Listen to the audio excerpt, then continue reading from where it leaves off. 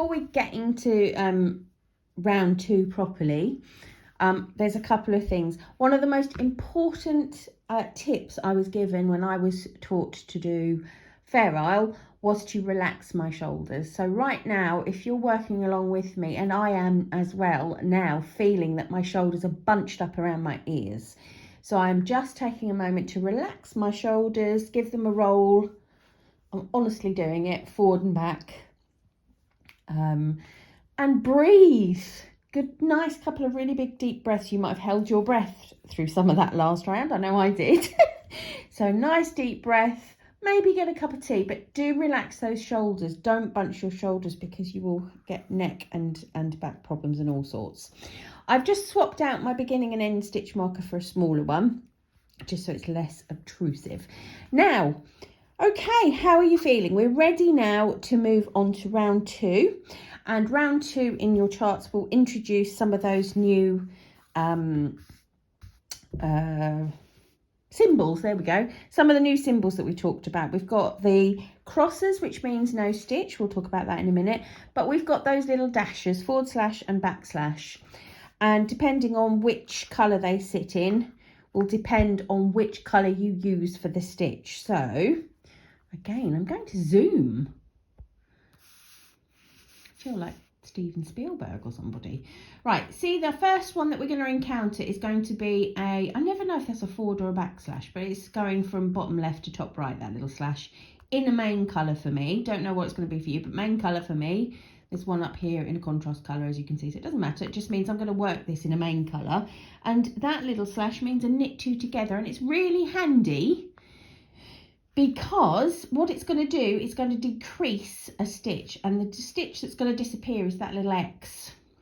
All right, the stitch that's going to disappear is the little X. So what it means is when I'm doing my decreases all the way up, even though it doesn't look like it, I'm going to get to 2 stitches before the marker and then do it. 2 stitches before the marker and then do it every single time, even though it looks like it's miles away up here. It isn't. It will always be 2 stitches before the marker. I'll show you. So that's the first one we've got. We've got that little slash going that way, and then we've got the disappeared stitch, which will be disappeared because we're going to lose it in a knit 2 together. And then when I come across this side, same thing again, except our stitch will be lost 1 to the left of the marker, because when we hit the marker on the other side, we're going to take that stitch and the one after in our decrease. And when the slant goes from bottom right to top left, that means a slip slip knit. Okay, so those are the 2 new symbols. You'll be aware and completely fully happy with the stitches themselves. It's just you might not have seen them written on a chart before, and that's all it means. So I'm back in normal vision again. Wanted to show you this nice red line across here. When you get to that nice red line across there, you can get rid of that completely. And you can get rid of all the yellow stuff at the side as well, because it's done with. Ha-ha! And then it will be much less scary because all your decreasing is done. All your little yellow crosses are done, etc, etc. So quick recap, when I look at my normal knitting section, we've got those anchor points again. We've got our regular stitch pattern 5 and 1 going on in here. We've got our regular completely untouched bit in the middle, which we've worked so far quite happily. So there's lots to be familiar with. Let's just have a little look at some decreases and we'll take it from there. Now, if I just cover up if I keep rows 2 and 3 uncovered, what you're going to notice, I'm going to zoom in again. I've got row 1, which we've done already, which was the hideous, scary row. Row 2 we're about to do, and there's our little decrease. You'll see row 3 has no decreases, and row 4 has a decrease. So you're going to find that every other row you're going to do a decrease until we get back down to the regular number of stitches, or the number of stitches that we started with on our needle. Okay, so alternate row decreases. Until we get rid of some of these stitches, we've got a whole heap bunched on here, an awful lot. So do be very, very mindful of making sure your floats stay nice and loose, because when stitches are bunched up like that, if you just carry the float across tightly, you're not going to be able to unbunch the stitch. Unbunch is a technical term. You can write that down if you like. Right, so I've got my little green stitch marker and I'm ready to go. And I'm going to be mindful of my anchor points that we've talked about before. And they haven't changed, which is to say the fourth stitch of my repeat, of my main colour repeat, falls above the contrast colour stitch of the round before. Okay, so I know where to put them, which is great. I'm just going to knit across until I get to here, until I get to the, what is it called? Stitch marker. Stitch marker. See you in a minute. Right, here we go then. I've just got to do the one contrast stitch, and I'm now 2 stitches before my stitch marker. Let's have a little look at what's going on with my chart. Can you see I'm not zooming in now? I'm just not. I've got one contrast colour, and you can see I've got that little symbol and the X, which means it's time to do a decrease. And on this, when I hit this first stitch marker, it's always going to be a knit 2 together. And when I get to the other one, it will always be a slip, slip, knit. We do the different ones at the different edges because this, the knit 2 together will make a decrease pointing in one way.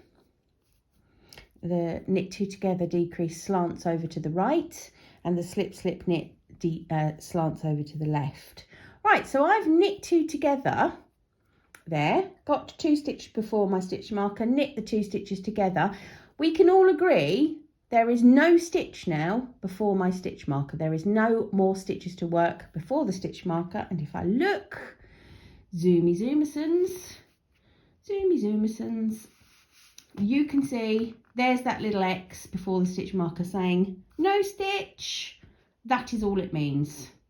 That is all it means. So now what is really handy is I know everything between those 2 red marks, my 2 stitch markers. I don't have to worry about a thing except my pattern. So I will work my pattern now until I hit the next stitch marker. Right, I'm approaching the next stitch marker now, following my pattern. Oops. I'm going to deploy my washi tape again after this. It's very handy. If you've got some, use it. Oh, that was very bossy. If you've got some, use it. You don't have to take any notice of me. But it's useful. I find it useful. Right, so up to my stitch marker, I've got just 2 main colour stitches to work there. And here is my stitch marker.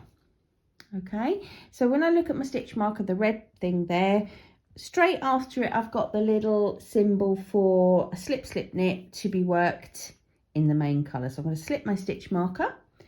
I am going to slip the next stitch as if to knit, and the one after as if to knit. Then I'm going to put my needle into the front and knit them through the back. Okay, and that creates a, does that create right? I don't know. It creates a, oh, does it do, oh, imagine, yes, it leans in the direction of the, oh my goodness. You knew that, didn't you? Why didn't I know that? That's changed my life.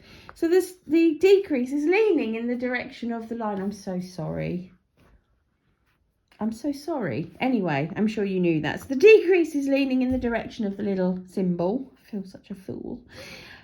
Right, it's a little bit different on this side of the chart because we've got this big X stitch here.